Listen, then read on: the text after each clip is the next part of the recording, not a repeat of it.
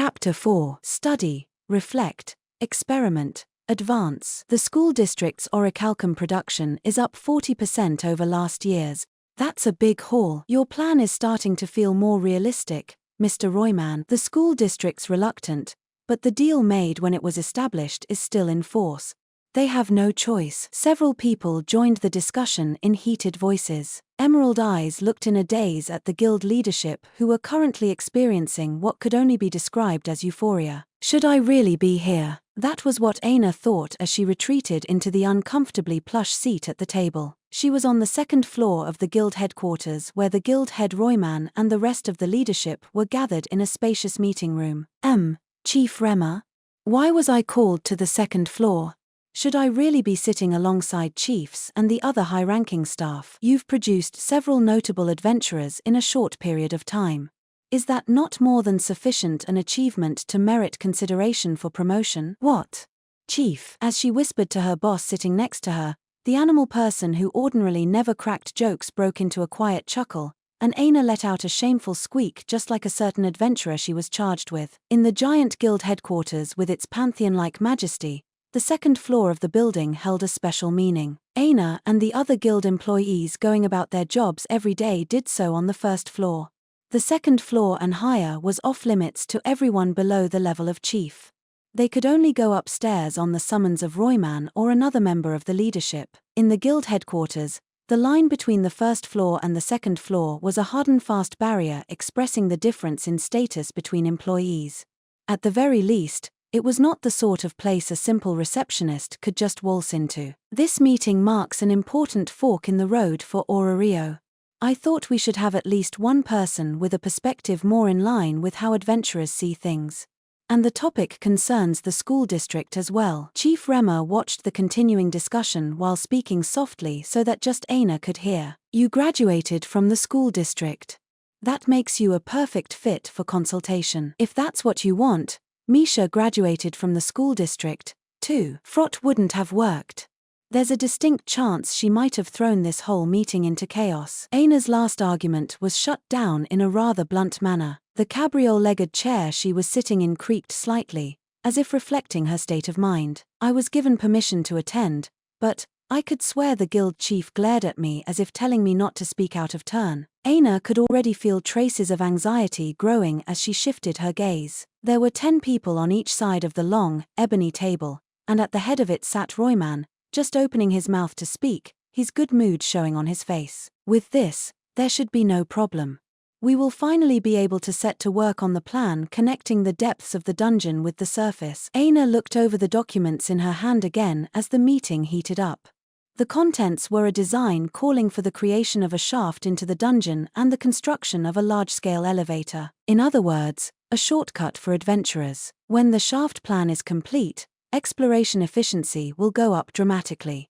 And by extension, it will provide a tremendous boon to Loki Familiar's expedition, allow the retrieval of even more valuable resources, and contribute significantly to the growth of Finn and the rest of the. Royman's euphoric statement was not wrong. Dungeon exploration and the expeditions carried out by upper-class adventurers all began at the first floor, and it took significant time, effort, and money in order to reach whatever floor their goal was at. It was entirely possible that a familiar, even one like Loki Familiar, wanting to explore the 51st floor would use up a significant amount of their supplies, exhaust themselves, and not achieve much if they had to pass through 50 floors to get to the starting line.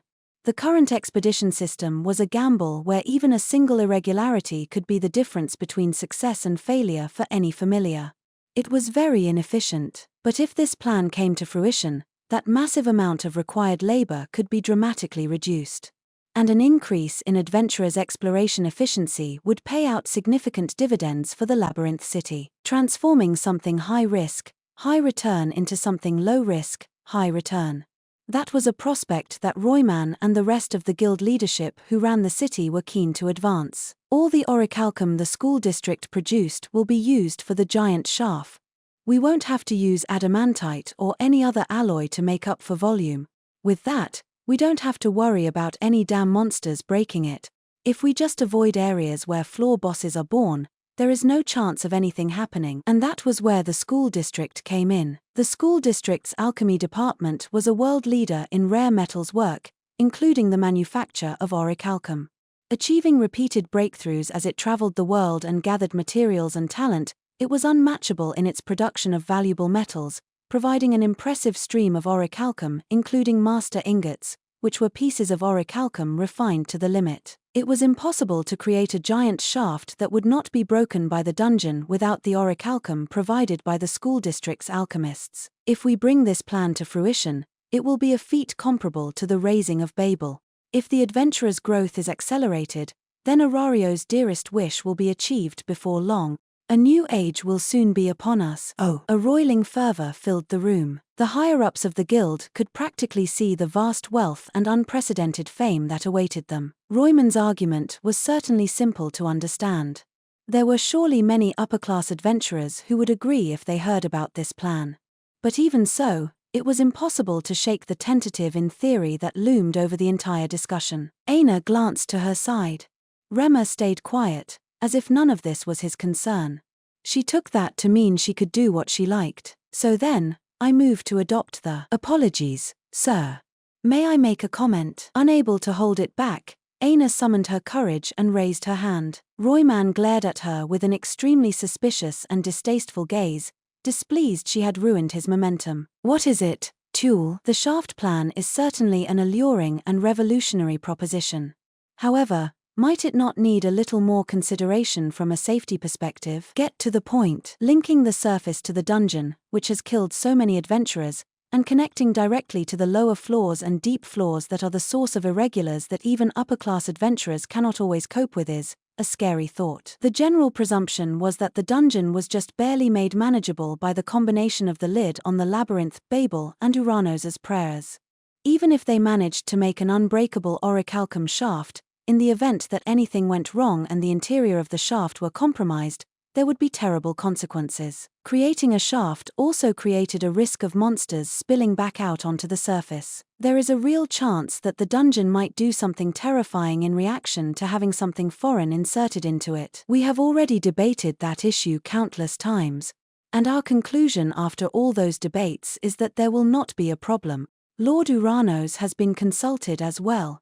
And while you wouldn't know about it, we even have a model case to show that the dungeon won't necessarily go wild in reaction to external interference. The information was confidential, even inside the guild, so a low-level employee like Aina couldn't possibly have known about it, but the knowledge of the existence of Knossos had been a significant factor in the push for the shaft plan. Even with a neighboring massive, man-made labyrinth connecting to multiple floors, the dungeon remained silent. That was why the higher-ups had decided the addition of another artificial object into the dungeon would not provoke an incident. In fact, the orichalcum doors found throughout Knossos would almost all be stripped down with the help of Goibnu Familiar and reused for the shaft plan. It could be said that the massive amount of resources in Knossos was practically a prerequisite for making this plan a reality. I don't know what exactly he means by a model case, but, between the incident with the armed monsters and adventurers' rumors, Aina had a faint idea that there was something connecting Daedalus Street and the dungeon, so she quickly changed her approach with a grimace. Another concern is that with the establishment of the shaft, adventurers will lose significant opportunities to gain experience on various floors. A shortcut might also lead to a loss of experience in Explore. Access to the shaft can simply be limited by familiar ranks. What problem could there be in differentiating normal exploration and mission-related expeditions? And frankly, the thing we should be supporting is surpassing the 71st floor record set by Zeus and Hera. Royman was of course entirely comfortable in a battle of words. And unlike Aina, who was joining this discussion for the first time today, he had debated this countless times already.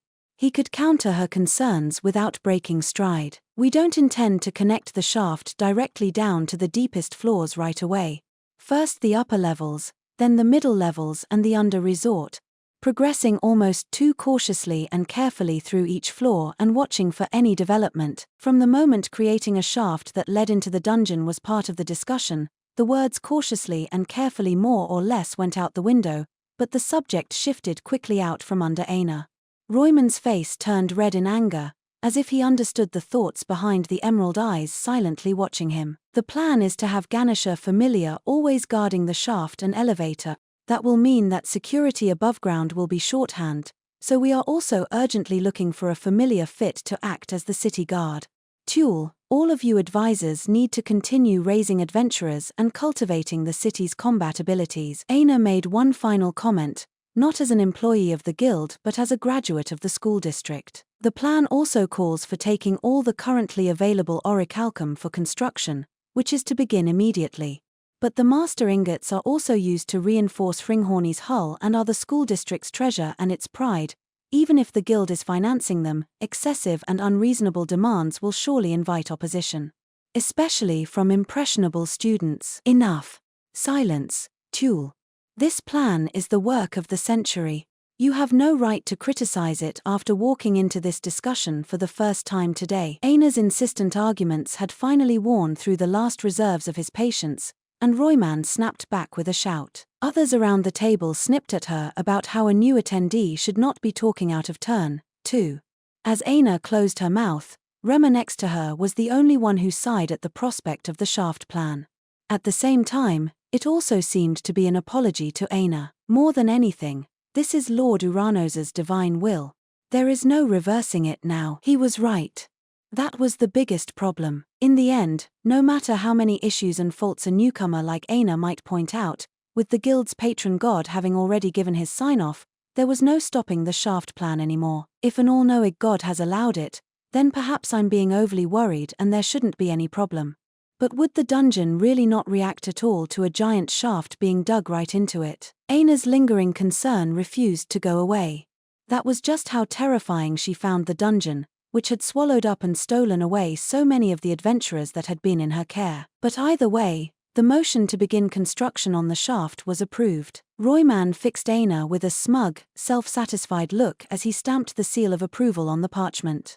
The various leaders of the guild cheered and shook hands. The path to glory and riches, or a pitfall into the underworld. This was a turning point in Arario's 1,000-year history, the first step into the next stage of its existence. Why did Lord Uranos allow this to go forward? Is this really right, Uranos?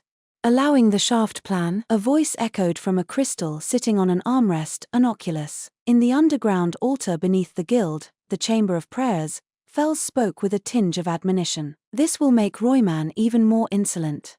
And it invites suspicion and discontent from all sides. The school district will surely oppose the plan. There was a tone of this isn't like you lurking in Fels's prophetic declaration. Coincidentally, this was almost the same exact moment Aina was having similar doubts in the meeting room. I chose to observe and prepare for the potential trial that awaits, instead of the difficulties that might occur.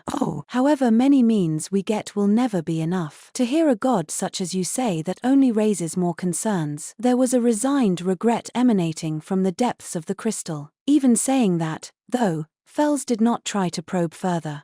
Even if it was not enough to be satisfied, it felt sort of like receiving an oracle. There was only the sound of movement from the crystal as Fels trusted in the god's words and began working. What about you? Uranos asked. Fels's voice was ever so slightly more animated than normal, like a child who had just been given a toy. It's excellent. Thanks to Knossos, I've unexpectedly gotten my hands on an enormous atelier. I'm already making progress on my research. In the southeast of the city, far from the guild's underground altar, Fels was busy setting up various facilities inside of Knossos, beneath Daedalus Street. My research requires a massive amount of space. I'm grateful for getting this whole sealed-off floor to myself, Uranos. I know it can't have been easy to placate Royman. The labyrinth that had tormented Belle, Ween, and the others had changed completely. Only a single magic stone lamp had been set up so far, lighting a large, gloomy space. A mountain of books was piled along the wall's edge, and a single snowy owl perched on a pillar. The space was filled with magic gauges imported from Altina and a massive number of flasks. And there was multiple cylinders filled with mysterious, multicolored liquid. It was the shady laboratory every villain dreamed of. The prototypical mage's lair. I'm going to renovate it even more. My mage's blood is racing. Completely conquered after the incident with the Xenos, Knossos was now under guild management. Or more accurately, it was under Uranos's control, and the old god had granted the legendary sage full access to everything it had to offer. The benefits of controlling this former hotbed of evil were immeasurable. First, the sheer scale and depth of the place, which connected directly into the dungeon's middle floors. And then, the hidden complex that was used to create magic items such as Jura's whip. All of it was supremely useful, and it was like Fells had inherited a massive fortune. As both a secret base and source of materials, Daedalus's thousand-year legacy that connected right into the dungeon was ideal. Fells planned to work on a production plant to create medicinal herbs and an elixir spring next. The mage was also considering inviting Asfi in the future to enlist her help with research. Her patron god had already pledged her ceaseless service, which would begin once she was back from her time off. I never had anything like this while I was alive. There wasn't even one like it in my vexing homeland. You are not dead yet. Haha, what are you saying when I've completely lost my skin and flesh? I'm already halfway there. Though Fells was just bones now, the mad mage's sagely nature was really showing, going so far as cracking a rather wicked joke. Fells was in the process of turning Knossos into something other than just a second entrance to the dungeon. The mage was making a personal base. How is it coming? The knowledge and theory are in my head, in my soul. For equipment, I should be able to compensate using the remnant spirit magic. I'll make something that equals Altina's underground palace. Fells was planning to use everything in what came next. If Liu were here, she would abhor it, but the mage was even going to use the technology left by the evils. The school district has returned, too. If I can just restock the materials I requested from Leon Ancient Delufa, Stella's Alluvium, and Elpis Sparkle, then all the requirements should be met.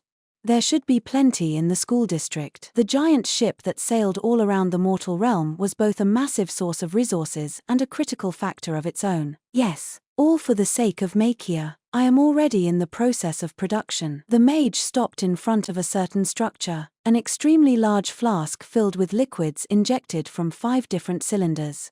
And inside was a jewel gleaming with a sorcerous, crimson glow, floating in the liquid. Will you make it in time? I won't promise it right away. But whatever the cost, I will have it for the Black Dragon hunt. No, for the promised time. Because the times are already changing. The black-robed mage's murmur was swallowed by the darkness. It's day 2 after I, temporarily, enrolled in the school district. Because an empty room in the residential layer apparently wasn't ready yet, I stayed overnight in Professor Leon's staff office. Today is the true beginning of my school life. That's right, classes are actually starting. I meet Nina in the center of the academic layer in front of Braithablik, and we head to our lessons. My first course is ancient history. Everyone. What time is it? Aoharu time. Or at least, it was supposed to be, but for some reason, the lights in the classroom are dimmed, and standing in the spotlight centered on the podium at the front of the room is a stunningly beautiful blonde-haired goddess all fired up first thing in the morning. I can't hear you.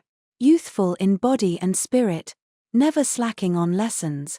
Let's Aoharu. Aoharu. The voltage in the classroom rockets up as the gorgeous goddess winks. My expression is straight as I glance at the girl beside me who is suddenly very interested in the floor. Miss Nina. Ah. Every once in a while, the deities stop in and take over a class. If it was Professor Adler, it would be more normal. Of all the people it could be, it just had to be Lady Idun. I instinctively revert to a more polite tone as Nina covers her face with both hands and the tips of her ears go bright red. I feel bad for her, but it's also kind of cute. The goddess with long, wavy hair, Lady Idun, I'm guessing, is apparently beloved by many students, and people just sort of get sucked into her innocent, youthful performance. Finally, after getting the room all fired up, she says, "All right, let's get to the lesson," and the lights turn back to normal. A regular lesson seems to finally be starting. What was the point of getting all fired up, then? Just before the era of deities, there were frequent, terrible famines in the northeast of the continent. What was the underlying cause? Who should I get to answer? How about the new student, Rapi, who I'm sure has done some rock-solid Aoharu prep? Hey. As I stand up and start to panic, Nina whispers the answer to me. The roaming dragon problem, Rapi. The roaming dragon problem. Correct. Hopefully you'll be able to answer by yourself next time. Of course, Lady Idun sees through it all and flashes a childlike smile. The other students have a little laugh as I sit back down with a red face and share a smile with Nina. The lesson is difficult. Copying the notes the goddess makes on tiptoe on the blackboard is an entirely new experience for me and a lot of work. But also, there are many differences between the reality that the all-knowing goddess teaches us and the history passed down by mortals, and she constantly highlights the discrepancies with questions from the perspective of a divine being. While Nina and the others aggressively ask questions throughout the lesson, it takes everything I have not to fall behind. Let's start today's lesson using the materials brought back from the Combat Studies Department's fieldwork. After the course is over, there is a short break, and then the next class. This is Eschatology Seminar, the course Professor Leon recommended. Professor Adler, a monocled dwarf, arrives and projects various pictures in the darkened room using a magical projector that the school district's alchemy department made in collaboration with Altina. What greets my eyes are burned towns and a devastated elven village, neighborhoods destroyed and countless refugees. As you all know, there have been powerful monsters coming from the Valley of Dragons in recent years. There is no end to the damage caused by the various dragons slipping through the barrier the school district set up. If any of you are considering Ororio for your future path, be sure never to forget the tragedy that is even now occurring elsewhere in the world. I'm still frozen by the gruesome images as half of his words pass in one ear and out the other, and I have to ask Nina, did you see things like that before you came here, too? Yes, I've seen it before. Not being able to do anything, forced to watch so many people suffer, it was terrible. Sadness fills her eyes. It was at the school district that I first learned this is the current state of the wider world. I also had no idea, until Professor Leon recommended this course, until I entered the school district, I didn't know anything at all about the outside world. I was totally focused on coming to Ororio and making my way through life as an adventurer. For the first time, I've been forced to face the reality of the mortal realm. As the world's troubles suddenly start to feel a lot closer and immediate, the dwarf instructor's final, grave message rings out. The world yearns for a hero. Are you ready, Rapi? Just a second. I frantically answer Nina's question from the other side of the door as I get dressed in a deserted changing room. After making sure there are no issues with the rabbit tail pants and rabbit-eared wig that Lord Balder and Lord Hermes provided me, I fidget with the brown hair in front of my face a bunch, and only then do I finally open the door. Oh, the battle uniform looks good on you. Seeing me, Nina breaks into a smile and happily presses her hands together. A red and white top and pants. The material is thin, light, flexible, and in terms of defensive capability, it is a match for the battle clothes that adventurers use. This is the battle uniform provided for students in the Combat Studies Department. I can't help laughing a little when I notice there's even a knife holster for me. Lord Hermes must have provided that. As it so happens, I've brought hardly anything with me to avoid being discovered, but the Hestia knife is always in my book bag, so I have it that at least. Nina is wearing a similar red and white battle uniform, but unlike the boys' uniform, hers has a skirt. She is carrying a rod on her back. I guess she has a backline position. By the way, what level are you, Nina? Me. I'm level 2. Level 2. I don't have any proof they're related, but still, finding out someone in Miss Ana's family has the strength of an upper-class adventurer, I don't know if I should call it a shock or a terror or what. In any case, it's a weird feeling. Nina looks a little oddly at me as I almost tumble backward, and we go through the magic stone lamplit passage and come out beneath the blue sky. There is a large, reddish-brown clay sort of field and stands surrounding it on all four sides. This is one of the arenas built of Valmars in a corner of the academic layer. That's everyone. Then we can begin general combat. Students all in battle uniforms are gathered around Professor Leon, who is wearing his usual instructor outfit. This is also a full-fledged lesson, one for so-called applied skill. Unlike written courses where you study at a desk, the key here is hands-on practice and training your body. Students in combat studies are required to take a minimum of 3 applied skill courses in a year. At Nina's recommendation, I chose swordsmanship, hand-to-hand combat, and general combat. Like the name implies, it's a course for learning how to approach combat as a whole rather than instruction on specific techniques. The dungeon practical is approaching, so today I'll have you work on your fundamentals with anti-monster combat. After that, You will divide into squads and conduct a debrief. Take care not to slack off. While Professor Leon explains the day's lesson to everyone, I am once again feeling nervous. Students of all races are gathered here, and they all have the same demeanor as Nina.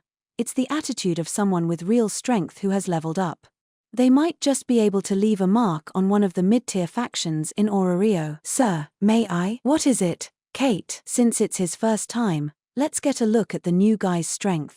My shoulders twitch at getting suddenly pulled into the discussion without any warning. Right away, more and more voices start ringing out. I want to know, too.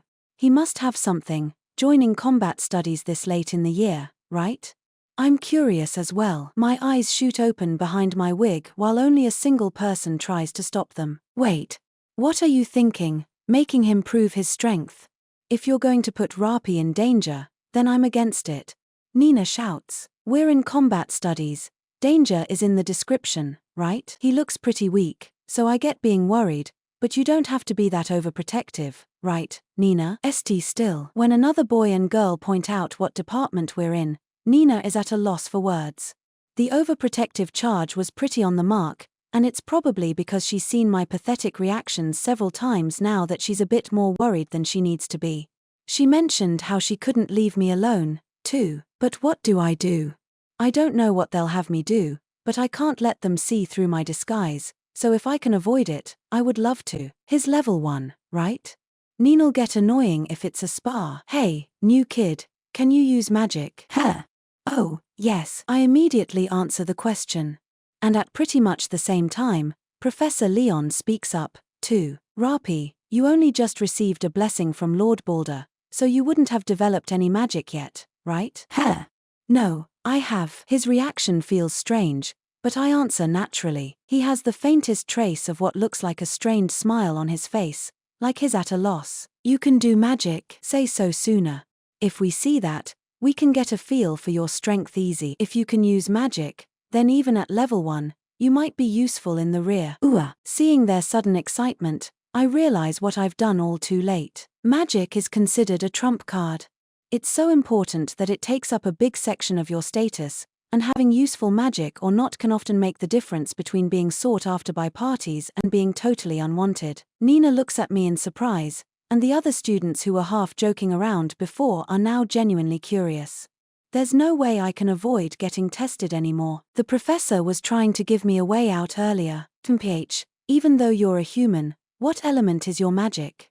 And what type? As I start panicking, Iglin brushes back his hair and steps forward, his crisp, perfect battle uniform rustling. It's fire. My cheek spasms as I answer meekly. I'm not really in a position where I can just say, sorry, I was lying. Really, they probably wouldn't forgive me if that was all I could say for myself. Offensive type, huh? I'll make a barrier, so hit me as hard as you can. He smirks and moves away, stopping in the middle of the field and turning to face me with his hands outstretched. After a short cast, a wall of earthen-colored light appears. There it is. Iglin's classic rock wall. I've got a feeling this'll go badly for him again. He never learns. Hey newbie, hurry it up. Don't worry, Iglin's tougher than his barrier, so just let him have it. A pincer attack from the boys and girls in our class, urging me on. Pushed a step forward from the group, drenched in sweat, I look down at the palm of my hand. Even if they tell me to give it all I've got. Argonaut, activate. Charge. Gong. Gong. Gong. Full charge. Fire boom. Walt. Qua. I loosed. Iglin went flying. That power. He's like a first-tier adventurer. No, he has to be a first-tier adventurer. It's Bel Cronell, the intruder. No way, nah, there's no chance. If I get serious, it'll be so bad in so many different ways. I have to hold back as much as possible to not get caught. I hold out a trembling hand, pointing it at Iglin and his barrier. As long as I tamp down on the power and mind as much as possible, I just have to make sure he isn't injured. Hey, hurry up and cast already. You gonna do this or not? See cast. The sudden complaint about my apparent stalling sends me into a panic. Alright. Magic normally needs an incantation. If I just use Firebolt, it'll definitely look suspicious. Faced with yet another pitfall, my head is on the verge of melting down. I don't have the capacity to pay attention to Nina's anxious gaze as my nerves and the pressure make the world start spinning. My sweat pours and pours for a few seconds as the situation quickly surpasses my ability to keep up, and then I say the fake incantation I've desperately thought up. Be blasphemous burn. It's pathetic, but I borrowed Welf's chant. And that isn't good. While I was desperately searching for a firewire sort of incantation, I slipped up, failed to charge as little as possible, and lost control of my magic. Ugh! I feel the magic slipping its leash and bursting out in search of an exit. Experiencing the greatest failure for the first time, I see my friend's face in the back of my mind for a moment. This is what Welf is always. The next instant, an explosion rocks the field. Ignis fatuus? No way. Rapi, Iglin behind his barrier, the gallery, and Nina all shout in shock or concern at the explosion that erupts around me. After the smoke from that tremendous blast clears, I'm splayed on the ground, singed and smoking as I stare up at the blue sky. Am I really a first-tier adventurer? Nina rushes over as I, having accomplished the inglorious and never-before-seen feat of backfiring a spell with no incantation, wish silently to disappear into the wide and open sky. On that day, Rapi Flemish received the title of Scrub for triggering an Ignis fatuus in a fit of panic. Now then, Rapi will be joining Boulder Class 3rd Squad. No way. The students I'm supposed to form a party with are not particularly excited to have me on their team. Around the time the general combat lesson ends, Professor Leon makes his announcement while I'm still singed, even after some treatment by Nina's healing magic. The moment they hear that, 3 students erupt in furious resistance. Why do I have to be in a squad with a scrub like him? He managed an Ignis fatuus on a trial shot. It wasn't even in combat. He's just going to drag us all down. The loudest of them is the dwarf Iglin, who's forgotten to brush back his hair for once. Yep, that's right. We're already a 4-person cell. We don't need baggage, maybe emergency rations, or a human shield, mutters a dark elf girl wearing a mask that seems to be armor on the lower half of her face. Wait, what are you saying? Another trial from Fianna. Jealous of my talent, the goddess has set another obstacle in my path. And finally, a small prom boy, girl? No, I think boy smiles, brimming with self-confidence. He's immediately treating me as an ordeal he needs to overcome. Really, Professor? Rapi is in our squad. Yes. As the squad leader, your burden will likely increase some, but you can rely on Rapi. He should be able to support you, Nina. And lastly, Nina stands up after finishing the healing, a look of surprise on her face. I'm surprised, but I also sort of guessed it. You intended this from the start when you had me show Rapi around. That is how it feels to me, too. Most likely, he and Lord Balder intended this. But, I'm sorry, Nina. This squad that everyone keeps talking about, I can guess it's essentially a formation for combat. My half-elf classmate, who holds out her hand and helps me to my feet, summarizes it for me. In the Combat Studies department, whenever we leave the school for fieldwork or combat volunteer opportunities, we work in 4-person cells. Though there are occasionally times when it goes up to 5 because of the number of people involved, there are only as many classes as there are deities in the school district, so classes are divided into squads. Members of squads are only drawn from the same classes, which makes it simpler logistically, as squads receive status updates as a group. As part of the curriculum, the deities and instructors usually shift people around to fill vacancies and create well-adjusted teams, but I'm sorry if I end up causing more issues. Nina, you're fine. If anything, it's a relief having you in my squad. If you were in another one, I would probably be worried about how you were doing. Nina's single lock of jade hair sways as she smiles, and I can't help an awkward, strained smile. Nina really is nice. She's just like Miss Aina in that way, too. But I follow her slightly troubled gaze as she trails off. She is looking at Iglin and the other party members, who are still arguing with Professor Leon. The worst parties breaking new records in suck. Good luck. If you drop any lower, you might have to stay back a year. Don't call us that. Damn it. The chime marking the end of the lesson rings, and some of the students leaving the arena laugh as they pass the 3rd squad. Blinking at the phrase worst party, I glance over at Nina, who doesn't look super happy. This party, does the 3rd squad have some issues? As that thought crosses my mind, Iglin concludes he won't be able to change Professor Leon's mind and stomps over to me to stick his fat finger at my face. You're just a supporter. Yes, sir, no arguments here, sir. The middle of the short stack of pancakes is the residential layer. In between the control layer and the academic layer, the residential layer is a vast, open space with multiple columns that also serve as elevators holding the ceiling up. In place of sunlight that can't easily reach here, there are multiple large magic stone lights embedded in the ceiling. The light's intensity shifts depending on what time of day it is, and it reminds me of the 18th floor save point. Of course, in front of me isn't the wide open and natural space of the dungeon, but a forest of buildings made of stone and metal. Unlike the academic layer expanding in a circle around Braithablick in the center, sort of like Aurario, the residential layer is a patchwork of instructor and student living areas. All the student dormitories and schoolhouses are lined up at regular intervals. What's interesting is that every dormitory is slightly different in appearance, and some of the buildings are almost artistic or oddly shaped. The open room I've been assigned is in the third student dormitory, and the shared room in that dormitory is also where the third squad is currently meeting, since Nina somehow managed to call everyone together. Introductions? Kind of late for that, isn't it? I'm Iglin. Iglin comments with his sharp tongue, as per usual. He is shorter than me, an appropriately dwarven 150 celches with stocky legs. As the rose on his chest suggests, he acts like an aristocrat, but his body is solid and toned. His hair is a lighter brown than Nina's, and he is making no effort to hide his distaste for these proceedings. Leggy, dark elf. And Leggy is still wearing that mask, even though we're indoors. Dark skin and red hair, around 160 celches tall, she's a little taller than Nina. Not very talkative and hard to read, her uniform also sports a skirt. At the moment, she's hugging her knees and reading a book that looks like some sort of holy tome. I can't really look in her direction, but my impression as I try to keep the heat from rising to my cheeks is that she is an odd child with a unique manner of speaking. And last is me, Christia Elvia. Call me Chris. A slumbering lion not yet known to the world. My status is level 2. The cheerful prom boy girl? No, he's a boy, I think introduces himself.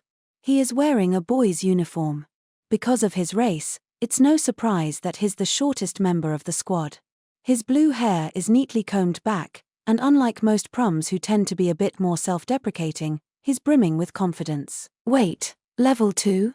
Even though you're a prom, mim, that's it, that's the reaction. I am the sort of once-in-a-generation talent who will surpass Braver, the school district's famed superstar. He's the same as Lily after she made it back from the expedition. Chris closes his eyes, puffs out his chest, and puts his fists on his lap as his face gleams at my shock. It's a bit of a delicate topic, but because of their almost universal lack of physical strength, proms are widely known as the weakest race. There are certainly first-tier adventurers like Mr. Finn and Mr. Alfric and his brothers, but among adventurers, proms are definitely underrepresented in the ranks of people who have leveled up. And yet, he reached level 2 in the outside world, without the dungeon. I don't know if the school district is simply that amazing or if it's due to Chris's innate talent. Incidentally, Iglin and Leggy are also level 2, so everyone in the third squad has leveled up once. More importantly, Scrub, don't go doing anything unnecessary during the dungeon practical. Just hide behind your half-elf mommy. Ignoring Chris as if he got over his showmanship long ago, Iglin hits me with a sharp warning. Nina's thin eyebrows arch. Iglin, stop treating Rapi like a burden. We're comrades in this squad, so be a little. Who's a comrade? He is literally a burden. What if he just self-destructs in the dungeon out of nowhere? I feel sorry for Nina, but I can't really say anything. I slump a bit, feeling like I really messed up. All of a sudden, Leggy, still casually reading her book, starts mumbling. It's too late to start getting all chummy. Our squad is crap. Tidge, that's why we have to talk more. And don't say things like that, Leggy. Nina blushes and admonishes the dark elf. Don't worry, everyone. I will blaze a trail for us. Just follow me without fear. And Chris is just going off on his own before we even decide on anything.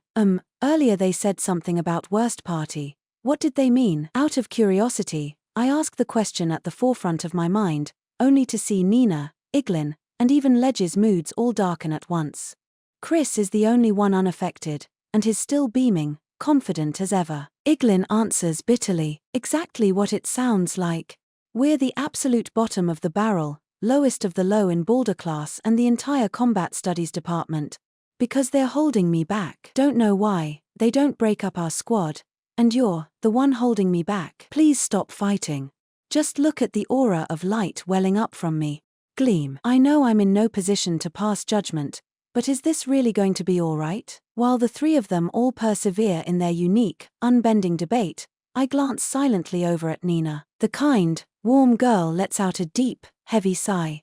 This is the first time I've seen her do that. Time flies by quickly once my school life starts in earnest. With help from Nina, I manage to quickly get up to speed in the lectures. My days consist of review and prep work before breakfast, courses in the morning and afternoon, then more review and prep with Nina in the evening. Since I'm dumber and worse at studying than the other students, all I can do is make up for it with sheer time and effort. With Ms. A's early morning training and the baptisms in Folkvanga under my belt, I'm used to waking up early. Going to sleep later than everyone else, waking up early, and even in my sleep, I never stop thinking about my studies. To think I would be relying on the innate toughness of a first-tier adventurer's body here of all places. I really can't begin to repay Nina for volunteering to help me with all this self-study, but the thing that worries me more than the studying is the third squad's relationship. Even though I tried to talk to them several times during the applied learning courses, I can't seem to find a way to improve their coordination. No matter how much Nina tries to bring them together too, they just unabashedly declare they'll work by themselves, and Professor Leon simply watches us from afar, not intervening. And on the fourth day of my school life, the dungeon practical has finally come. Ooh, amazing. All of Ororio is welcoming me. That is Chris's reaction the moment he passes through the city's southwest gate, the school district and the labyrinth city. With both sides giving permission, the students setting foot inside the great city walls are met with a shower of flower petals. In the distance, I can hear what I think might be a marching band. It's almost like an out-of-season festival, as the city welcomes in students with a bright future ahead of them. What is this? Wow. To think Ororio was this gorgeous. It's my first time here, but it's amazing, isn't it, Rapi? Nina exclaims. It sure is. Wearing my red and white battle uniform, I smile weakly and manage a half-hearted response. Nina cocks her head. When I first came to Ororio, I was just as excited and called everything amazing too, but I think it wasn't quite this presentable. It was much more like an adventurous city. At the very least, it wasn't a place that felt like it was in the middle of a days-long festival. I can see fashionable sweet stores offering special nuggets and honey-drizzled treats. Cafes have rare books set out on tables. Southwest Main Street is currently lined with the sorts of shops that students would probably like. It's nothing like what I remember. Glancing down side streets, I spot stylish back alleys extending into the distance, and I'm struck by a terrifying question. Is this really Ororio? The familiars go without saying, but the city as a whole is eager to entice the school district students, or so I'm told. I guess this is their attempt to make a good impression. Some students are already buying things. Maybe some shops are appealing to the students to turn a profit. If Lily were here, I'm sure she could have taught me more. But the brats from the school district are back again. The dungeon's gonna be a mess again this year. I overhear the grumbles of a few adventurers watching us from a distance. While Nina and the others look around excitedly at all the new and interesting sights, I am gripped by nebulous unease. Students participating in the dungeon practical have to fill out forms at the guild headquarters. Rapi, can I ask you to take care of that? I don't mind, but what about you? I forgot to prepare some items, so I want to go to a store here in Ororio first. Then I'll come along. A future hero should show his face at the guild. Let's go, Rapi. It's a little strange seeing Nina so inarticulate, but Iglin and Leggy want to check out some weapon and gear shops too, so the squad splits in two with the plan to meet up in front of Babel later. My heart races as I try to avoid being recognized, particularly by any acquaintances, and we take care of the formalities at the guild headquarters and obtain permission. Ms. Misha is the one who takes care of it at the counter, but she doesn't recognize me at all and just cheers us on by saying good luck, everyone, and beaming with a big smile. After rejoining the group without any issue, we head into Babel. Then we begin the long descent down the stairs into the labyrinth. Our dungeon practical is starting. When you enter the dungeon, there is always a moment when you can feel the air change. That's the sign you've left the surface world behind. It's something that becomes less distinct with time and experience, fading a little every time you go into the dungeon, but it's different for students. For most of them, this is their first time setting foot here.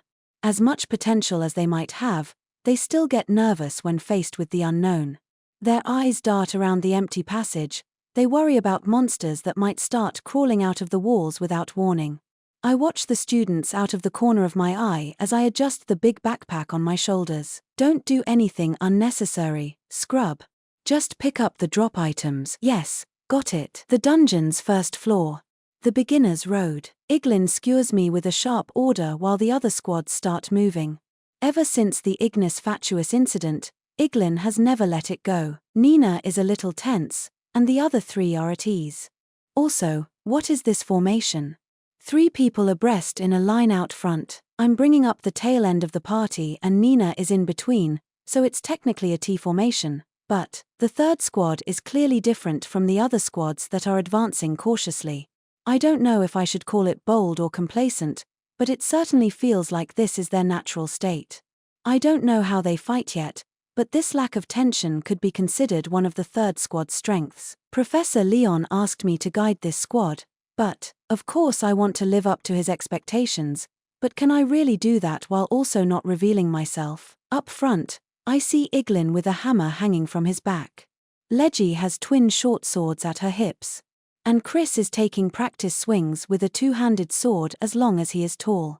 Nina carries a staff and appears to be the party healer. Setting aside questions of level, with a healer in our party, we have an overwhelming advantage in clearing the first floor of the dungeon. There won't be any mistakes, I don't think, but I've been watching the party from behind this whole time, and I might be the most nervous one of us all. Goodbye. Once we take a couple of turns into the labyrinth and leave the main corridor behind, some monsters finally appear. It's a swarm of goblins and kobolds. With our first encounter, the party shifts into combat position and Iglin steps forward. Watch and learn, scrub. Gaze upon my intelligent fighting style. Ah, yes. Please let me see. Iglin reaches out to grab the weapon on his back as if to show me how it is done. And the instant he grabs the hammer, he transforms. Let's do the eyes. I'll murder them all. What? Iglin lets loose a thundering war cry that is the polar opposite of his usual tone and demeanor. The shock in my voice probably matches how the monsters are feeling. The dwarf charges forward, his battle uniform stretching as his rippling muscles bulge underneath with every wild swing of his hammer. Goblins and kobolds screech as pandemonium descends and they are knocked aside and shattered. Iglin brings his hammer down over and over and over, as if to declare, I'm not done yet. Where's the intelligence here? What is happening? Iglin's personality changes when he holds a hammer. You're kidding, right? Nina sounds like she's nursing a headache as she explains. In a way, this makes him feel a lot more dwarven, but then what was that aristocratic, gentlemanly persona he was maintaining until now? Not bad, Iglin. But I am the true hero. I'm going, too. In a moment, Chris and Leggy move too, as if set off by Iglin's performance. From this point, it's all downhill. From my position at the very back as supporter, I groan like a squashed frog as I watch the unspeakable scene unfolding before my eyes. Don't charge ahead on your own, Iglin. Leggy, Chris, you shouldn't go that far, either. Nina's voice rings out, but no one is listening. Iglin charges into a group of killer ants by himself, while Leggy leaps over his head in search of another hunting ground.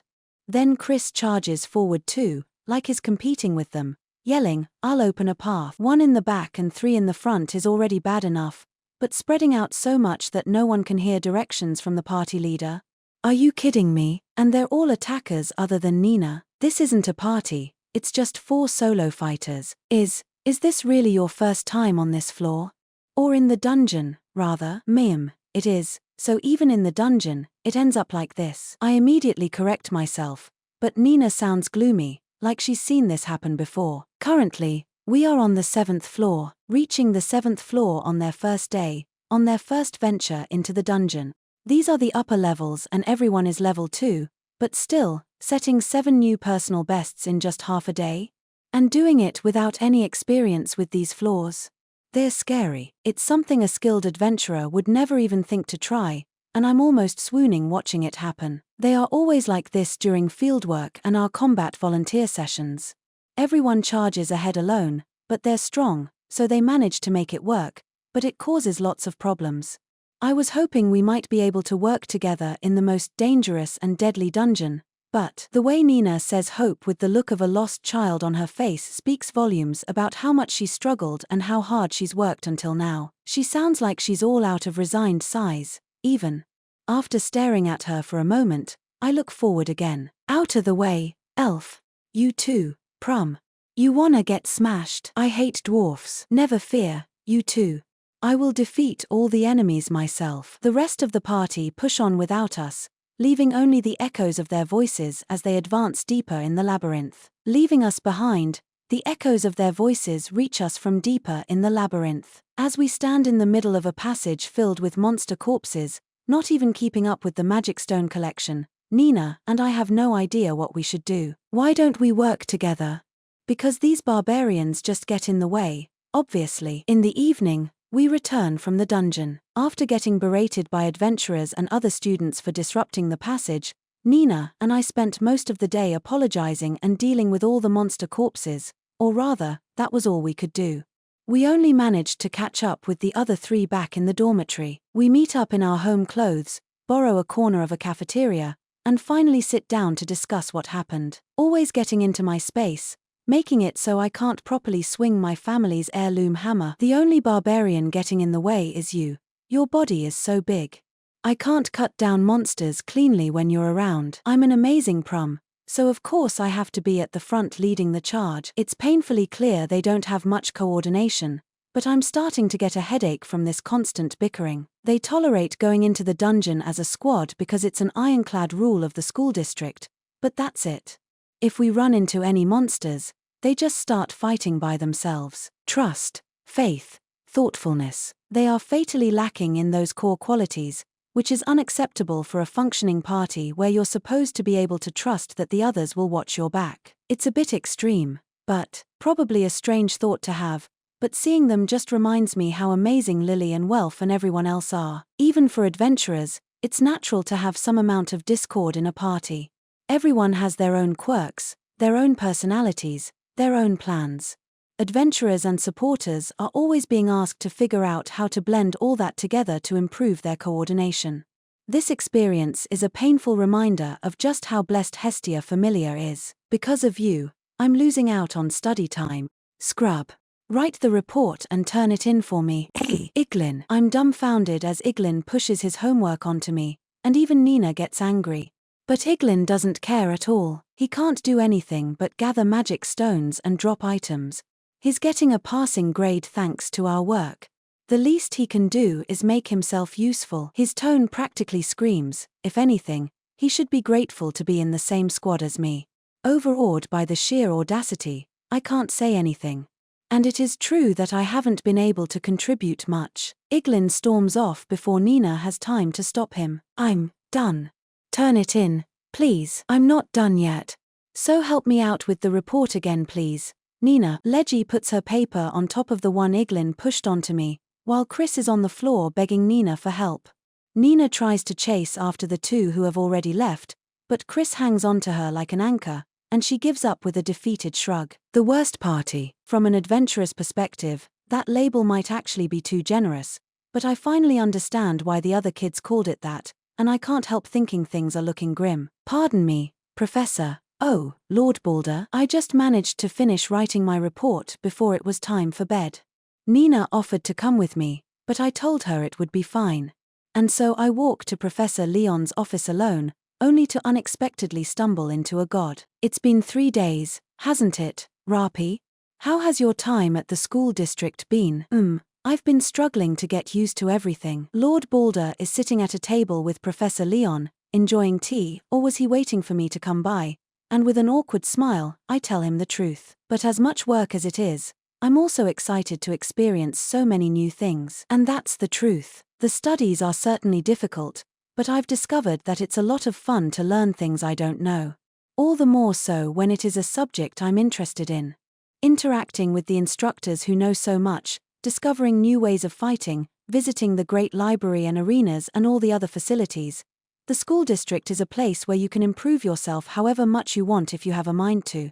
It is perfect for what Miss Aina said about remembering my original motivation. Even the battles for limited cafeteria space during lunch are amazing, and compared to my normal life with my familiar, every day brings something new and different. As Lady Idun might put it, this is probably that Aoharu feeling she's always talking about. Is that so? Lord Balder asks with a smile, his eyes still closed. Ah, Professor Leon. Here are our reports. Thank you, Rapi. I'll glance over the details later, but please tell Iglin to come see me first thing tomorrow morning. Busted. With a single glance, he saw right through my extra writing. I feel a bit nervous, and all I can say is yes, sir. You went into the dungeon for the first time today. How was the third squad? Teach they are quite unique. As I choose my words carefully to answer Professor Leon's question, Lord Balder puts a finger to his mouth and chuckles quietly. Professor Leon. Lord Balder.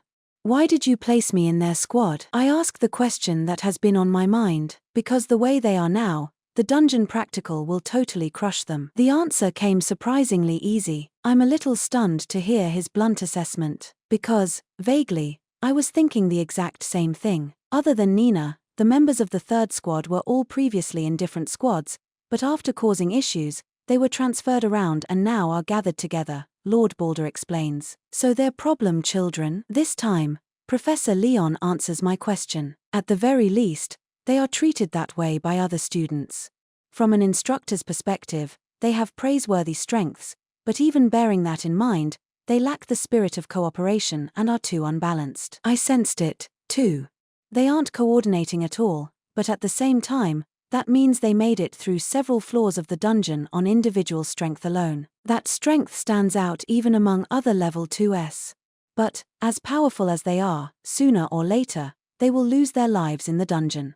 Just as so many other upper-class adventurers have before them. Were I or another instructor to accompany them during their trips into the dungeon, it would essentially be giving them special treatment, and it wouldn't help them grow, either.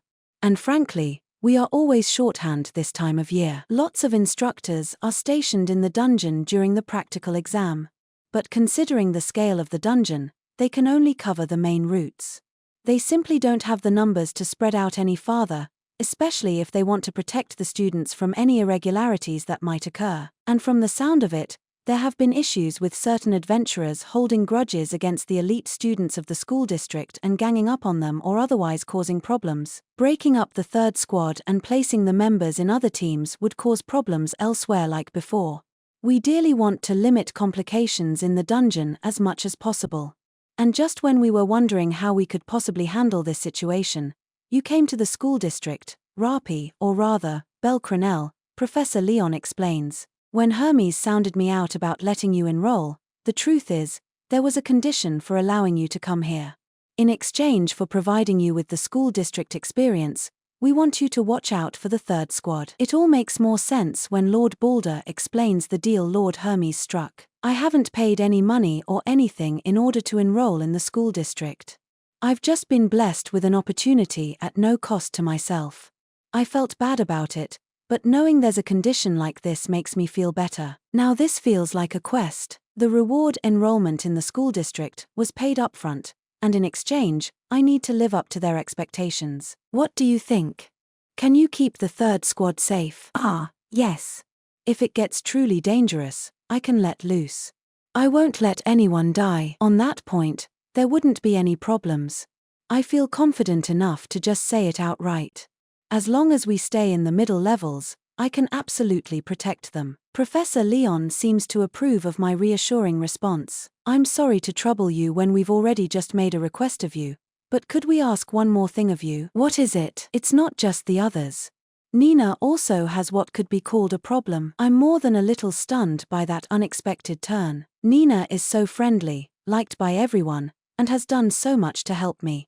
What kind of trouble could she be having? If I might, could I request you support her as well? May I ask what Nina's issue is? If possible, I'd like you to ask her about her worries as a classmate and friend rather than hear them from us. That makes sense. It isn't that they're ignoring her problem. They just believe it would be best for her to get guidance from someone with a perspective closer to her own. Right now is a particularly delicate moment for her. The doubt that troubles Nina is mixing with everything else, and if we adults were to take a false step, she might lose a great deal. When I heard about you from Hermes, I thought that you, who knew both strength and weakness, might be the right person for the job with your down-to-earth perspective, Lord Balder says, adding on to Professor Leon's explanation. I discussed it with Leon as well. As a student, and as an adventurer, perhaps you would be able to guide her. I stumble a little bit at his statement and put my hand on my head. I don't think I'm that great of a person. But I also don't feel like I should say it's impossible for me. I want to repay her for helping me so much already, that's all. As a friend from school, that should be enough. I understand.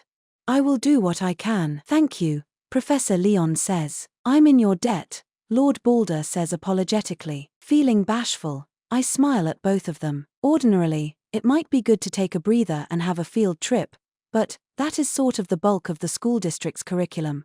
I'm a little doubtful it would have much effect here. Field trip. It would be a small excursion focused on introducing students to new environments to expand their horizons and giving them an opportunity to gain experience. While we are chatting, the dormitory's bedtime draws near. There are prefects from each class, sort of like candidates for promotion to leadership in a familiar, who will put me under strict supervision if I break the rules.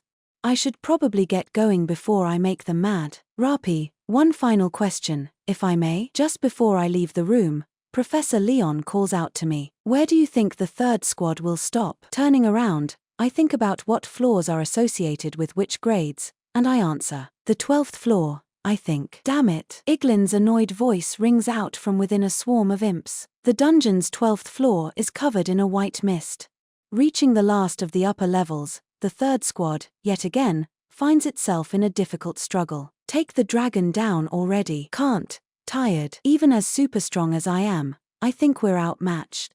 Sorry, everyone. Surrounded by a huge number of imps, our party is staring down a small dragon measuring 4 meters and lurking deeper in the mists. Oh! The infant dragon is a rare monster on the upper floors. Our unusual opponent roars, shaking the third squad and the ground alike.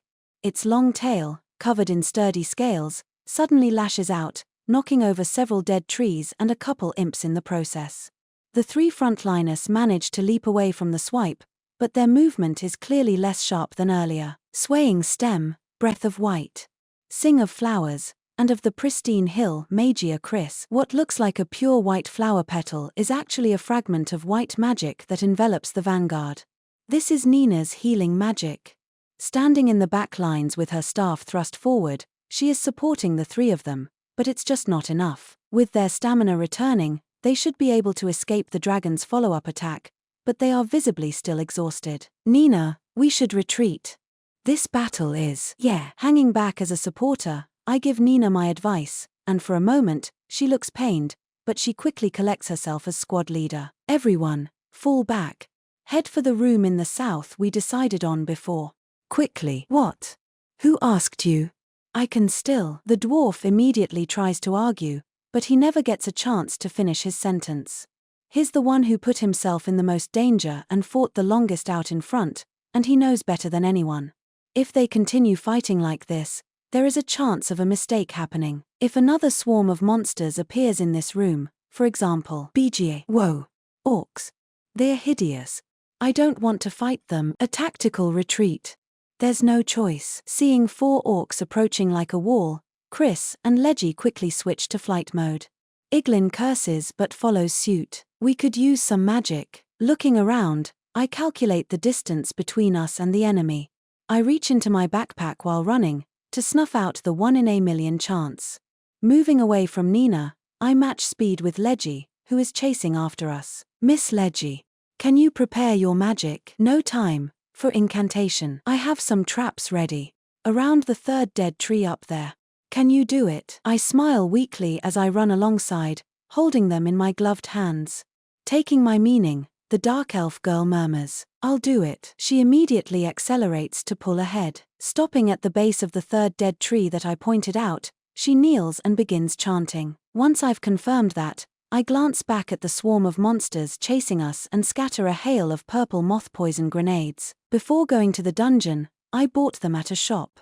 Lily used these often when we were exploring the upper floors, and just like the name suggests, they're containers filled with toxic powder made of purple moth scales. Jiha, Gaha, Yuji. That alone won't be enough to stop that big swarm from coming after us, but it does buy us time, just like I promised. Dark Mine, done. A magic circle grows as Leji puts her hand to the ground and then starts running again.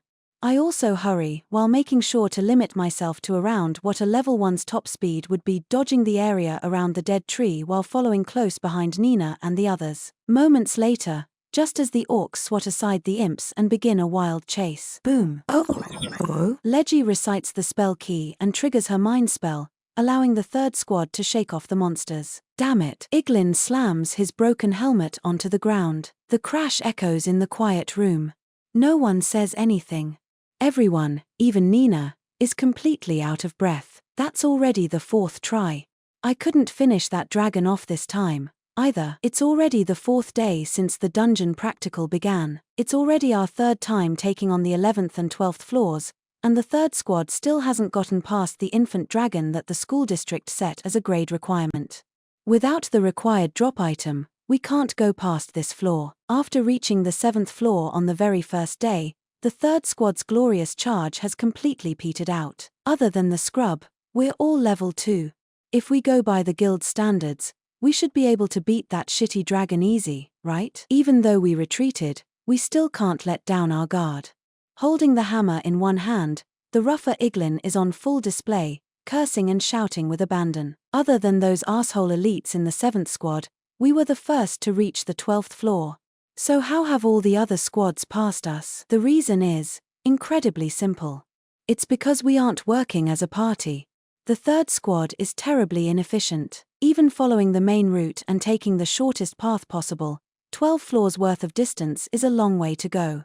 Considering all the combat that happens along the way, it takes a huge toll on stamina. And the 3rd squad relies purely on individual strength to progress through the floors, so our stamina and mind are sapped at a much higher rate than all the other parties. The reason why the 3rd squad can't defeat the infant dragon and the other monsters around it, even though they are level 2, is because they re-dead tired by the time they reach it. This time, we restocked when we reached the 12th floor like Nina suggested, but even then, it is true that magic can help recover stamina, and you can use items to make up the difference in depleted mind. But the infant dragon is a rare monster. There usually aren't even 5 of them on this entire floor, which is massive. That's the reason they are considered the bosses of the upper levels where there isn't a proper floor boss. They're tough foes. And what happens when the other school district students are after the same dragon? The hunt becomes a race. As we struggle in that race, searching everywhere for the dragon, the stamina we go out of our way to recover just gets depleted again, and we end up like this. Monster parties can start happening at the 10th floor and down.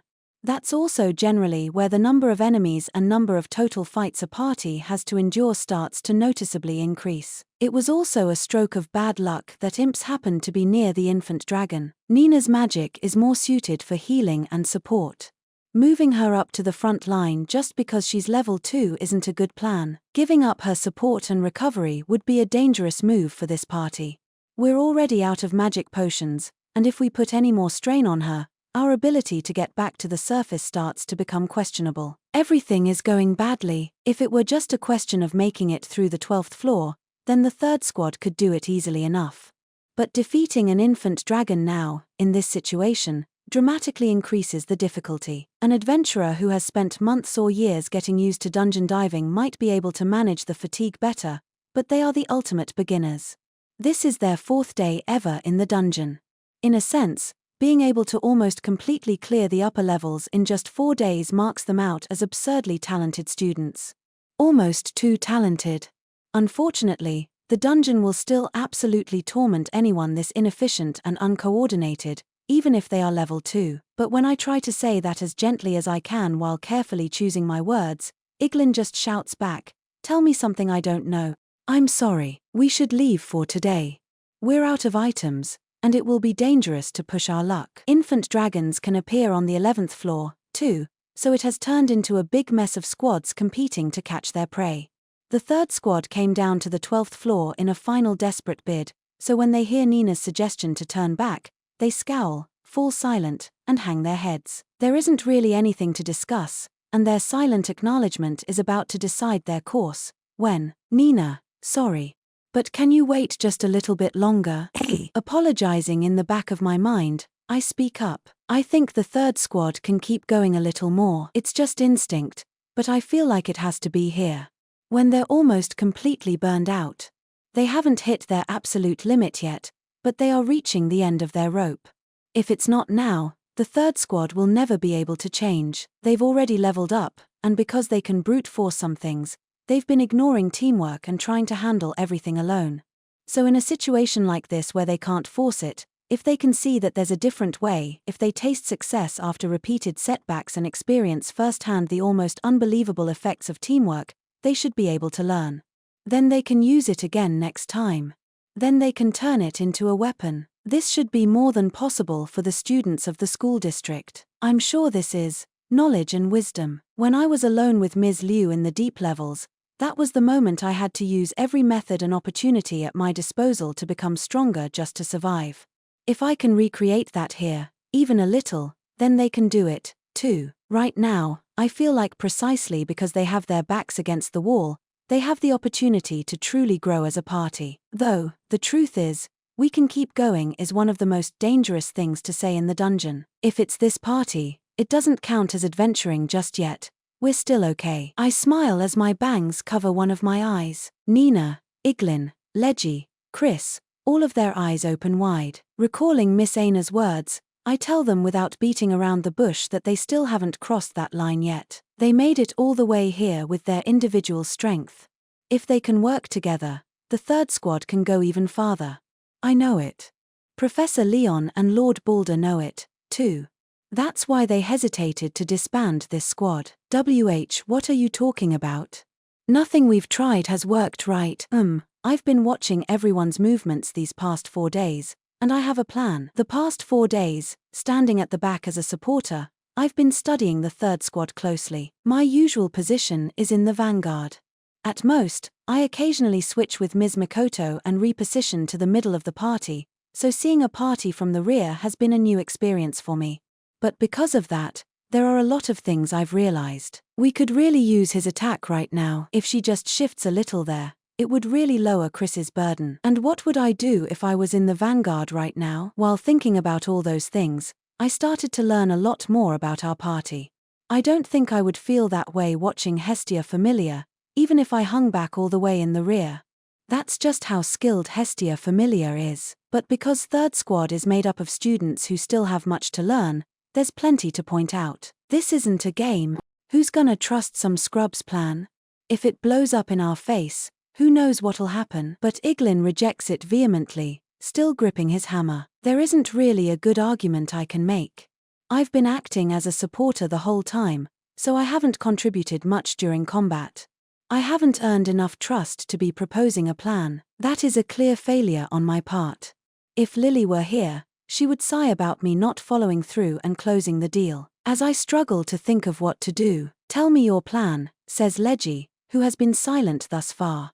I'm listening. Everyone is shocked. What are you even saying? Iglin lurches to shoot down the very idea, but Leggy responds calmly from behind her black mask. His directions while we ran were good. Better than a dwarf's stupid shouting. While Iglin reels from that stinging comment, Chris looks back and forth between all of us, and then for some reason puts his fists at his hips and puffs out his chest. I'm okay with it, too. Since Rapi's ears and tail are fluffy, I'm sure it will be a good plan. That doesn't really have anything to do with it, and my ears and tail are just a disguise, but for some reason, Chris is willing to trust me, too. As the shock multiplies, Nina's eyes meet mine and she watches me, as if remembering all she has seen of Rapi Flemish up until today, and slowly, she smiles. I want to hear your plan, too. 3-1, not counting myself. We've decided by majority vote. Iglin is just silent. After growling, he gives up and points his finger at me. If it's a bad plan, I'm not having any part of it. Parties are a difficult thing. I finally realize this, after Lily and Welf and everyone else has been supporting me this whole time. But now that I'm being trusted, because they put some faith in me, I want to live up to it. Biting back a smile, I nod back. So, what is it, Rapi? Millimeter? It's nothing too difficult. We naturally form a circle as we gather to talk. I've only done this a handful of times with Lily, but how about we do a little hunting? Use the terrain to your advantage. This is one of the first fundamental tactics that Miss Aina taught me in her lectures. And the fundamentals are what we're falling back on. Hey, is this really going to be okay? Iglin grumbles hoarsely in the mists. I keep my maybe to myself. Maybe it would have been better if I went out. But this is where the prep is needed most, and I couldn't convince them to let a level 1 supporter take such an important role. I just have to trust them. Finally, as if answering our silent prayers, tremors shake the room. Oh! An infant dragon tears through the passage and flies straight into our room. And in front of it are a half-elf and a prum. We caught one, as expected of me. Perfection, even as a decoy. Nina and Chris are acting as lures, running toward us and shouting. What I asked Nina and Chris especially to do was to scout. It's impressive he can fight on the front lines as a prum, but this time I wanted to make use of his prum's uniquely powerful vision and search for the infant dragon in the mists that are the characteristic feature for this floor. I already knew that a prum's vision works perfectly well on this fog-covered floor. Meanwhile, securing a safe escape route was definitely a job for the sharp squad leader, Nina. Working together, the two of them found a dragon and lured it here. Of course, there are orcs and imps and other monsters following behind the dragon, and our party's still in rough shape. If we fight the monsters head-on, we'll just get overwhelmed again. But dark mine. Grah. Leggy has already laid mines all around this room. While Nina and Chris were out fishing, she laid a field of magic explosives everywhere.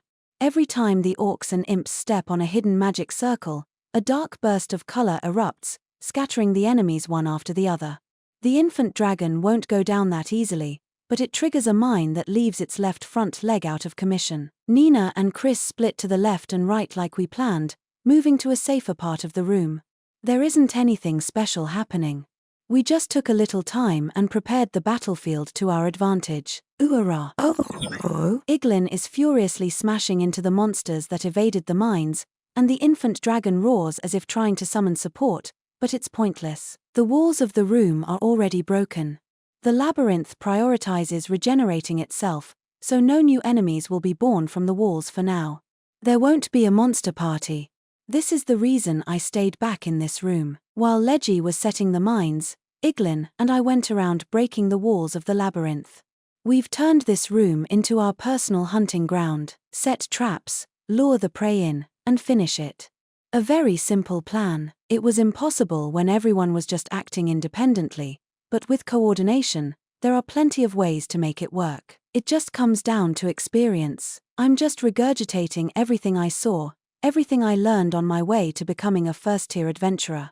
Even if I can't teach them how to fight like Ms. A's or the others, I should at least be able to give them an introduction. Surround it. All that's left is a single dragon. Instead of mist, black embers dance in the air as the third squad attacks from 4 sides, continually pushing the suffering infant dragon to the limit.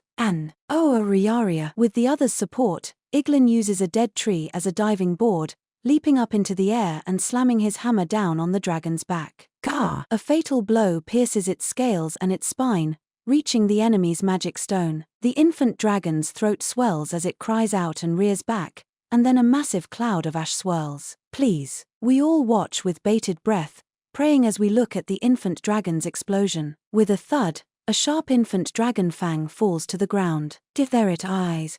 The infant dragon drop. We did eye it. Why? Chris raises his hands and shouts hooray. And then Iglin cheers too, and Leggy pulls her mask down with her finger and flashes a sweet smile. And finally, as I stand there in a daze, Nina rushes over to me. Incredible, Rapi. It all went just like how you planned. Why yeah, it worked well. Sorry for making you take a dangerous job. No, not at all. She's more excited than I've ever seen, grabbing both of my hands and swinging them excitedly. I smile bashfully as Iglin grabs the fang and he and the others run over to us. Not bad, scrub. I mean, Rapi. No, you all were incredible. Don't give me that modesty nonsense. You're a dungeon geek, aren't you? Everything you said was right on the money. That's why you entered the school district at this weird-ass time, isn't it? I know it. Ha. Iglin laughs and slaps my back over and over. I'm actually an active adventurer, so he's not exactly right, but not quite wrong, either. Rapi, you're a lucky rabbit. I'll let you be my guardian beast from now on. Thank you. Yay. Why yay? Chris and Leggy are praising me too, in their own odd way.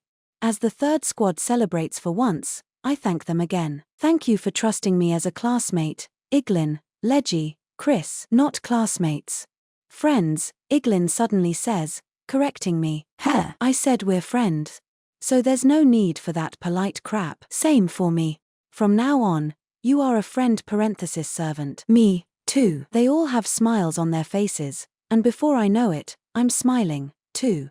It's a mysterious thing. It feels like the distance between us has shrunk suddenly, a success that we can share as comrades. The longer we suffer together, the greater the joy at the end. This is the dungeon. This is the thrill of working as a party. Even though I didn't plan it, it brought me back to my roots, too, and I can feel my heart racing in joy. Nina. Yeah. Finally, I turn to Nina. She can tell what I'm getting at. Nodding, she steps forward with an earnest look on her face. Hey, everyone. This really made me realize this is the dungeon. If we don't all work together, I don't think we'll be able to go any further. The students who previously never listened to their squad leader are now lending her an eye and an ear. So I want to keep working together with you, so that this squad stops being called just the leftovers. What about you? I guess there's no helping it.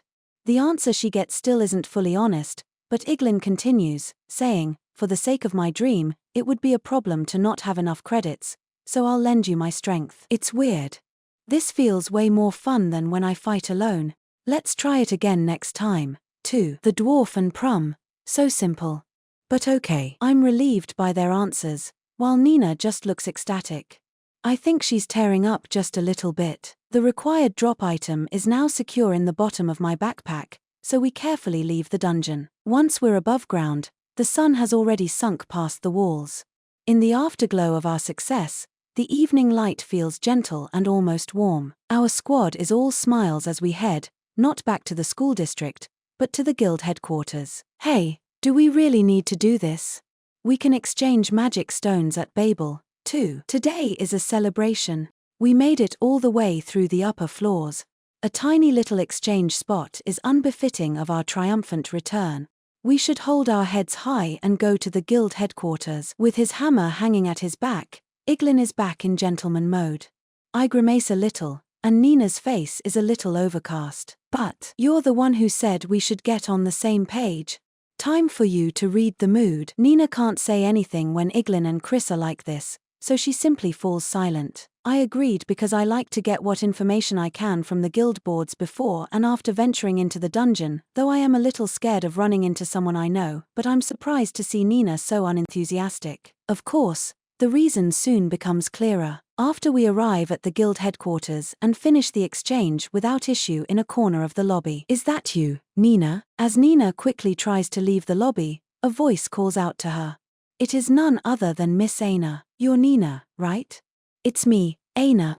Do you recognize me? Her matching emerald eyes open wide behind her glasses, and Nina gasps. And then she looks away and starts running. Wait, Nina. Ignoring Miss Aina, she runs outside. The rest of us are dumbstruck, and I look between Nina, who ran away, and Miss Aina, who looks hurt. With a heavy heart, I turn around and go. I'm Rapi right now, so I can't say anything. Apologizing in my heart, I chase after my classmate who is behaving oddly. Nina, wait. What is it? Ha. Running into the main street and weaving through the crowd, I give her some space but also don't let her slip away completely.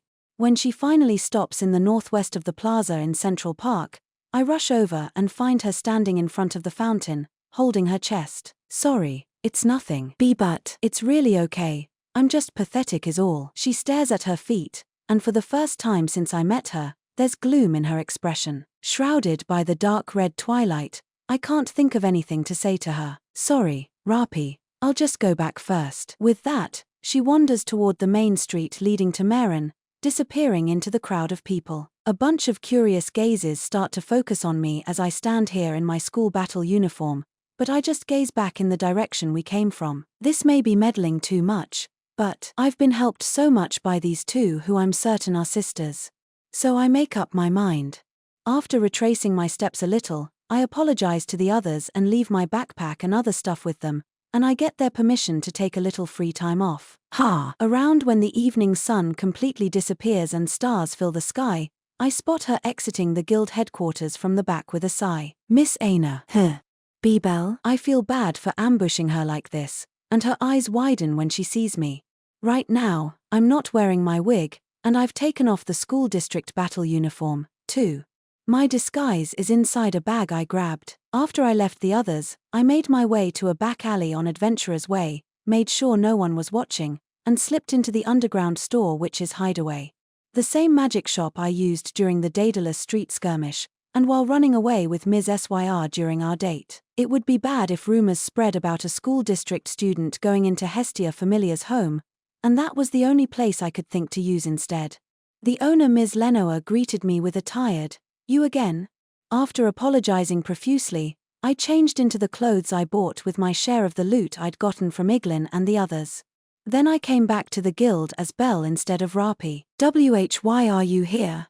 And is it just me, or do you look more dressed up than normal? I'm not sure how to feel hearing that the clothes I just randomly picked out are nicer than my usual ones, but I cut right to the chase. The truth is, I was in the guild headquarters earlier, and I saw you, and a girl who looked a lot like you. I feel guilty about lying, but even that much is enough to darken Miss Aina's expression, which just makes me feel even worse. It made me so curious that I waited for your shift to end. I wanted to ask you about it, if you don't mind. I know I'm butting into their personal lives, but even so, I can't just ignore it.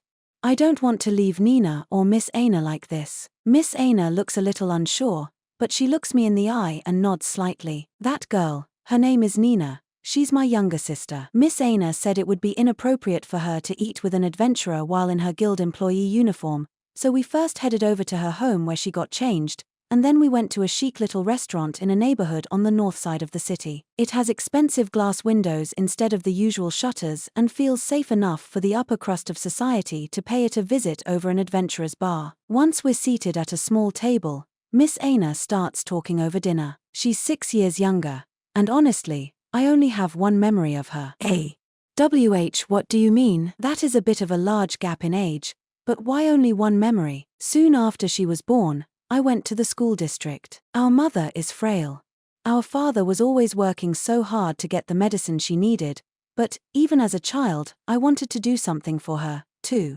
I actually wanted to start working immediately, but mother said if I was going to do that, then she wanted me to at least go to the school district first. Hearing about her family situation for the first time is more than a little shocking. Miss Aina entered the school district when she was just 6 years old.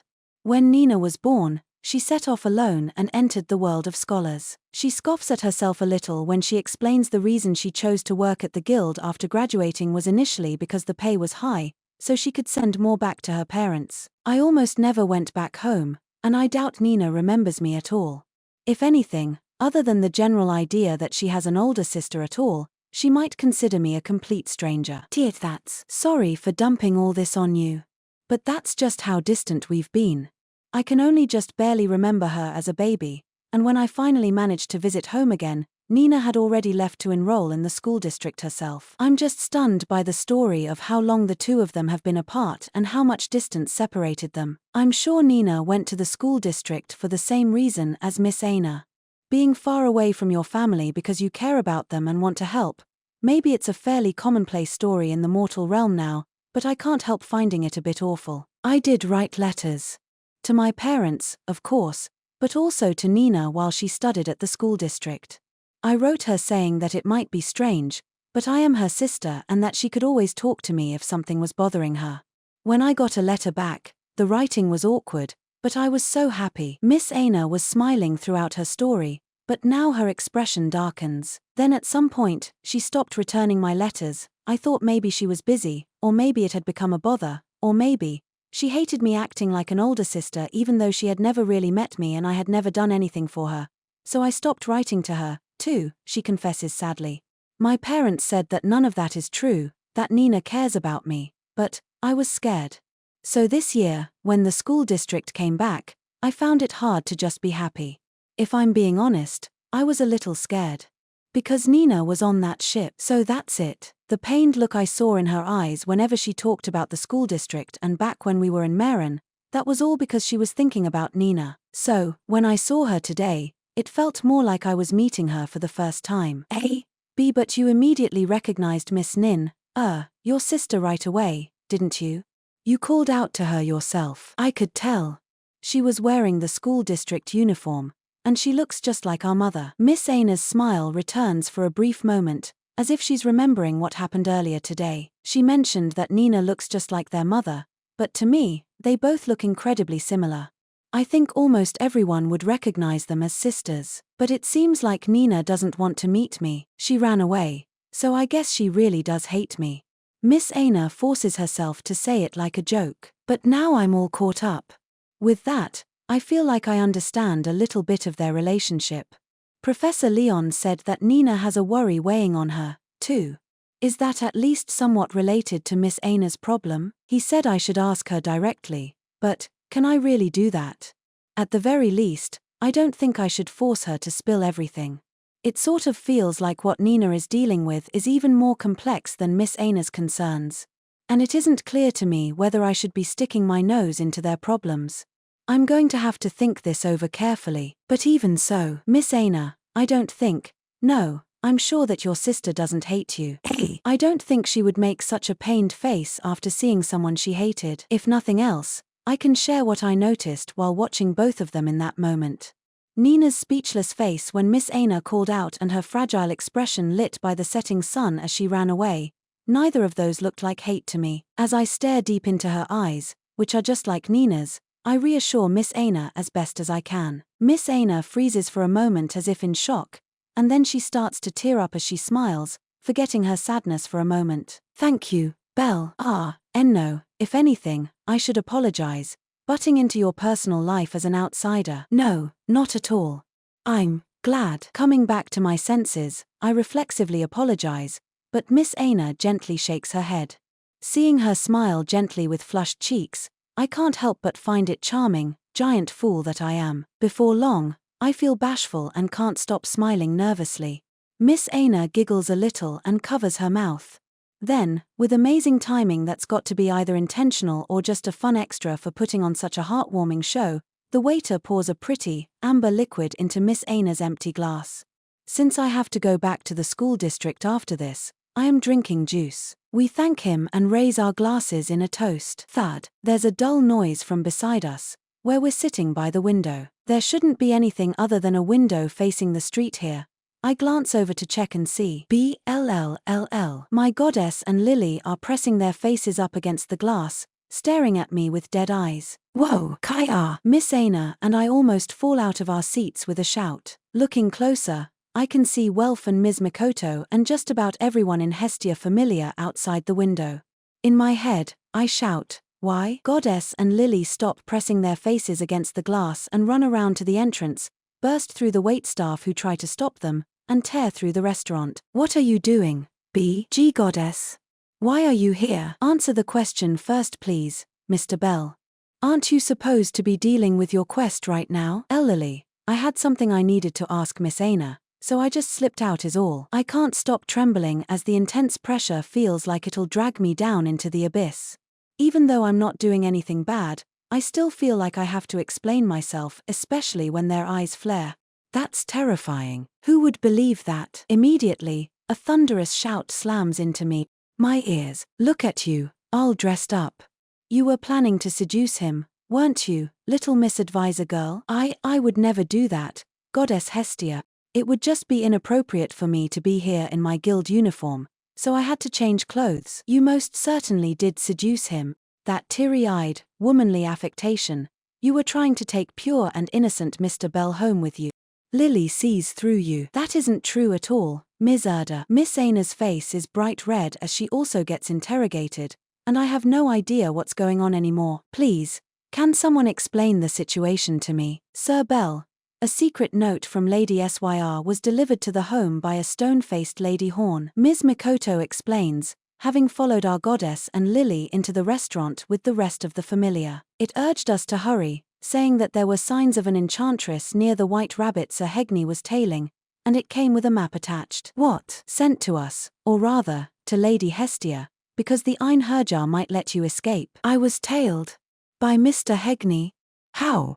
I didn't notice any suspicious gazes at all. Is he an expert in not scaring pets or something? It shouldn't be possible to infiltrate Hringhorny. So, has he been watching me the whole time I've been in Orario? What is Ms. Syr doing? Picking up where Ms. Mikoto left off, the battered Welf's edition is so crazy I don't know what to say. That girl from the bar was caught and restrained at the benevolent mistress, apparently. And it was hard to hold down the goddess's attendant when she started rampaging after completing her lady's order.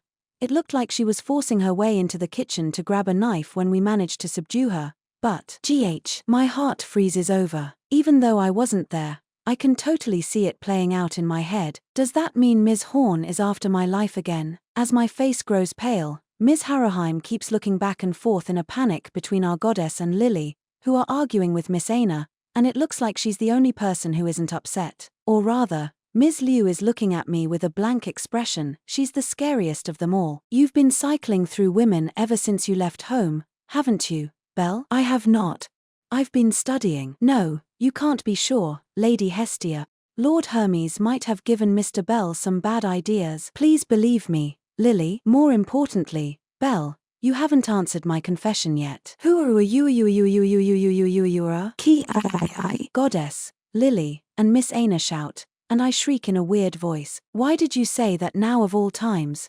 Ms. Liu, be Belle, is that true? That she confessed to you.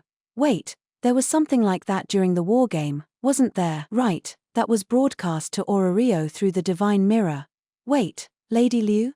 Why did you suddenly slump to the ground? Your face is like the most ripened of strawberries. The whole city, in front of everyone, my confession of love, they heard everything. Eternal shame. Save me, Alize. Don't self-destruct after you add oil to the fire, you clown. What is going on? Beale, please do explain, Mr. Bell. We won't let you go until you tell us everything. Or rather, come back home at once. Sorry, Belle, I really should have stopped them. I'm sorry for being trash. Miss Aina moves closer and then stops as if remembering something. Ms. Mikoto is horrified, having seen the elf suddenly collapse. Ms. Harrowheim is flustered by the redness of the elf who looks like she might burst into flames any moment. Ms. Liu is covering her face and kneeling while still trying to mumble something. Welf shouts angrily, and Goddess and Lily both unleash their wrath. And also, though I must be imagining it, I swear I can hear Mr. Hegni apologizing. This is absolute chaos, and I want to just give up and faint. First, though, I apologize to the staff of the shop with all my might for causing them so much trouble, and then make a note never to show my face here again. Rapi. It's the middle of the night, just as the date is about to change, when I finally manage to get back to the school district after that unmitigated disaster. Ordinarily, the gangway to the control layer that connects the ship to the port would be closed at this time of night, but for some reason, it's still open. And standing in front of it is Nina, looking worried. After going back to Ms. Lenoir's store, I'm back in my disguise, and I hide my exhaustion with a smile as Nina rushes over to me. Where did you go? I was so worried when you never came back. I'm really sorry. A few things happened in Orario. Because of me. Because I made you worry. And no. It really isn't that. It's not your fault at all. I thought she'd be angry, but instead, she looks so sad, and I frantically reassure her it isn't her fault. It was my own decision to go see Miss Aina, and if anything, I'm the one who's been doing questionable things, poking around in other people's lives. So even though I didn't do anything wrong, per se, I still have to take responsibility for everything that's happened. Anyway, I just wanted to let her know there's no reason at all for her to worry. But Nina senses something is off. Liar. The look on her face is a little sulky, a little reproachful, and also a little happy. After the trouble I caused you and everyone else, I guess we're even. Oh really? I don't really feel like that happened, but I guess if you're willing to call it even, that would be nice. Putting a hand to my head, I just blurt out what I'm thinking, and this time, Nina giggles gently. Seeing her finally crack a smile, I feel relieved. Let's get back to the dormitory. Tomorrow is a day off from the dungeon practical, but there's still training to do. About that. But, could I go for an internship tomorrow, Nina? With everything that happened tonight, I'm under strict orders from Lady Hestia to come back to the familiar at once. As far as the school district is concerned, internships in Rio are something students sign up for on their own. As long as you inform the instructors and get permission, you can go whenever. I've heard a few students in the combat studies major have already done several internships. While it isn't ideal to miss the third squad's training, my request shouldn't be too unnatural, but Nina is clearly shaken. Arapi, you've already decided the path you want to take? Meme, I wanted to be an adventurer, so, I guess. When I fall back on the background that Professor Leon gave me, Nina looks down and murmurs, right? Nina, sorry. I'll go start the elevator up. I'm sure Alisa is going to be really angry. She gasps, quickly puts on a smile, and starts climbing the gangway. I can hear the sound of waves. The sound of the wide seas carries across the brackish lake. I watch quietly as she disappears into the control layer. The springtime of youth. Lady Idun, sweetness and bitterness are the polka dots adorning life. Now, say it with me, Aoharu. Aoharu? Copying the beaming, blonde goddess who appeared from the other end of the gangway, I hold a hand up toward the starry sky. I'm sure she negotiated with Lord Balder to keep the gangway down for Nina and me. I seriously consider what Aoharu is supposed to be while feeling deeply grateful for the goddess's mercy. Ultimately, I still have to write multiple paragraphs of self-reflection and a formal apology. Incoming. 1 o'clock. Lilith's sharp warning rings out. Hearing the hum of insect wings in the bark-clad labyrinth, she focuses the entire party's unwavering battle spirit in a single direction. I'll get the gun libellulas. Welf, take the deadly hornets. Got it. We split the vanguard, with me taking the swarm of gun libellulas that have a long-range attack, while Welf, gleaming with the telltale glow of a level boost, tackles the deadly hornets that just appeared. I'm wearing battle clothes, my Goliath scarf, and the new armor Welf forged for me. My gear is like an adventurer's instead of a student's for the first time in a while now. The school district battle uniform isn't bad, but this really does feel more natural. I can feel something thrumming inside me as I let loose with my level 5 status. Not using Firebolt, I just immediately get close and disassemble the swarm of gun libellulas spinning through the air like tops. Before, if I pushed forward without thinking to reach enemies taking potshots at us from a distance, it could potentially leave Lily or Ms. Haruheim exposed, but now, Haruheim, duck. Why yes, now we have the ultimate floating guard, Ms. Liu. As a swarm of mad beetles attempts to flank the party, she passes through them like the wind, and with what seems like just a simple touch with her new Alves Justitia, an almost deafening chain reaction of ash explosions takes them all down. We're currently in a full-on melee. Seeing a battle-hardened adventurer effortlessly reposition and displaying such incredible skill in targeting monsters cause so none of them can sneakily grab a magic stone without us noticing, I realize all over again exactly what it means to be level 6. And, as if collecting on the instruction she gave Ms. Haruheim moments earlier, Ms. Liu throws the smaller of her 2 swords. The blade slips just over where Ms. Haruheim ducked in her Goliath robe, seemingly whiffing, only to slam into a crack in the bark of a monster that just appeared moments ago, piercing its chest. Gishar. The moment the lizard man was born, it was already crumbling into ash. When facing monsters in the dungeon, what is the optimal way of dealing with them? When that question came up in discussions in the familiar before, Ms. Liu's simple answer as she swept the home was, the moment right before or right after they are born from the walls. And it's certainly true, monsters are uniquely vulnerable in that moment. They can't do anything while they're being born, but sensing a monster's presence right as they are about to emerge from the wall is an incredible feat. There's no way we can do it. Not the current us, at least. Maybe Ms. Mikoto with her skill could just barely put it into practice during the chaos of combat. Ms. Liu, who innately has a level of perception comparable to Ms. Mikoto's skill, is unmistakably the strongest person in Hestia Familiar. Thanks to her, our party has gotten way more stable. Now we can prevent any flanking or back attacks targeting Lily or Ms. Haruheim.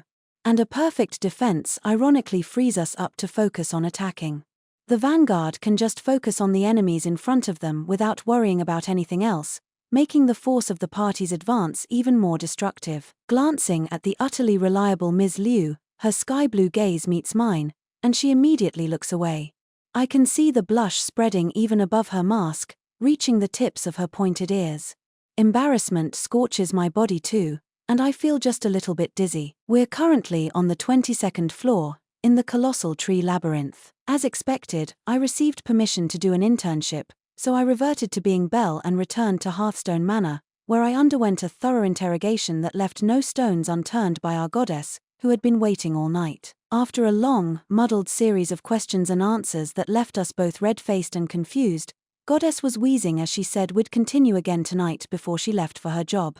When will I be able to strengthen my resolve enough to answer Ms. Liu? But either way, since I didn't have any plans for the day, I decided to go with everyone else into the dungeon. And now here we are. It hasn't even been 4 months since the first time I set foot on this floor, has it? Hestia Familiar has already grown enough to be able to easily explore down below the 20th floor on our own. Mr. Bell. Ms. Liu. Focus. We're in combat right now. That Aoharu sickly sweet eyes meeting stuff belongs in school, not on the battlefield. Sorry. Immediately noticing our delayed reactions, Lily shoots us a stern warning. Is Aoharu a new term making the rounds or something? I want to cry a little bit at messing up bad enough to make our strategist angry even though we're a level 5 and a level 6. Still, the party manages to deal with the whole wave of monsters that just appeared. Which is when, even though we are in combat, I look back. Oi! Where are you looking, Belle? Sir Bell? Welf beside me shouts, and Ms. Mikoto, who is a little distance back behind me, looks confused. Ms. Liu, who was attacking monsters to the side, also glances over as if noticing something. I immediately apologize and tear into the enemies in front of us with Welf. After splitting a sword stag in two, we tear into the large mammoth fool, finishing the fight without any issues. Ms. Mikoto, may I? After the long fight ended, we could finally take a little breather. Once I finished gathering up magic stones and drop items with everyone, I approached Ms. Mikoto, who is refilling water bottles. Yes, in that last fight, since Ms. Liu was staying back in the middle guard, I was thinking it might be okay for you to move up to the vanguard, maybe. In order to improve our coordination and our situational awareness, I share my thoughts. That position was fine, but if you moved up to the vanguard, I could push even farther forward, and I think I would have been able to focus all the forward enemies' attention on me. And then the party would effectively be a bit safer, I think. I see, that's true. Sorry, I hadn't considered it that far ahead. No, I'm not blaming you at all. Sorry for saying something so pompous sounding. Before Ms. Liu joined, as an all-rounder, Ms. Mikoto was the familiar's anchor. Using her skill, she always protected the backlines. Her focus being more defense-oriented is, if anything, proof of how much she has done all this time, so maybe it's a bit rude to say it. I end up just apologizing lamely over and over. At times like this, I can't help but feel that I'm not really suited to being a leader, and Lily looks dumbfounded watching me. Lily.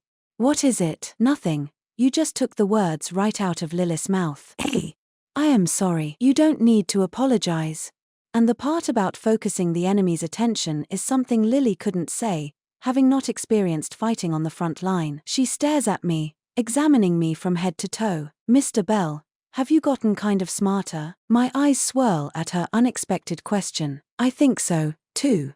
Today you seem to feel somewhat more intelligent, or intelligent. Haha. That's becoming a first-tier adventurer for you. Really? Ms. Haruheim and Welf's comments don't quite feel right. The idea that your brain can go faster because of leveling up, well, there might be a little something to that, but, as I cock my head, Ms. Liu, watching from a little distance, points out the biggest change. You're gaining a broader perspective. Her quiet, clear voice draws everyone's gaze. Belle, you've more or less mastered combat on an individual level.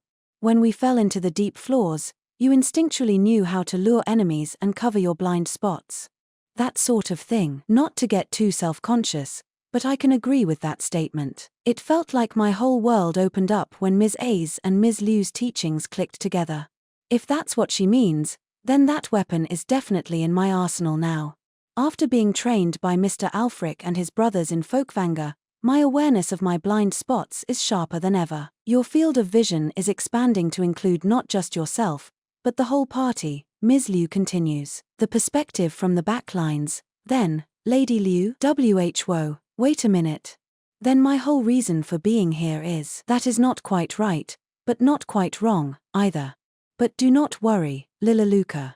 Your perspective and his field of view are different things. Liu answers like the reliable eldest sister of a family, reassuring Lily and answering Ms. Mikoto at the same time. If I had to give it a specific name, I would call it tactical awareness. Tactical awareness. A commander like you, Lilaluka, surveys the entire battle, guiding the party as a whole, while Belle responds to the ever-changing tactical situation and chooses, or perhaps shares, the moves the party should take. At a high level, Lily's vision encompasses everything, whereas my field of vision is more focused. Being able to deal with things that Lily can't immediately respond to with people in the vanguard and the formations center is undoubtedly a strength.